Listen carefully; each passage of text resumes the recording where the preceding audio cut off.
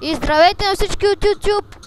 Както сте прочели вече от заглавието, това е втори епизод Пипи България. Той е рестартиран, както знаете, повечето от вас. И сега ще ви разведа и с новия спаун. И така, ето това е новия спаун, както виждате. Като ви спаунва е тук, като умрете или когато влезете в сървъра. И така, ето тук е този недър портал. Ето го Impressive X. Той е помощник, има нови рангове, в смисъл помощник са само Revenge, Nox и Impressive X. Има и топ убийци, както виждате от лявата ми страна, всъщност дясната ми страна.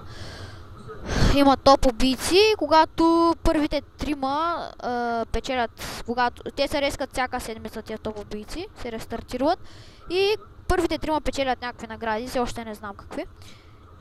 Тук е някакъв мята диаманти. Окей, 10 диаманта взех, както видяхте. И така, както виждате, аз съм с Прот 4 сет. Някакъв потъп меч, легендърка и така. Виждате, имаме един фул без това. С моят тим сме килнали. И така, исках да ви разведа с новия спаун и всичко. Другия епизод ще го разведа и с дупките и тия другите неща. Тук пак си го има същия капан. И пак си има рангове. Между другото забравя да покажа, че има и нов ранг мускитар. Тук с мен е Пламен 1000, може да кажеш за дъра. Да.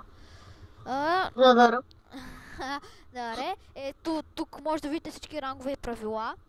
Ето го и новия ранг. Мускитар, той е за 18 лева.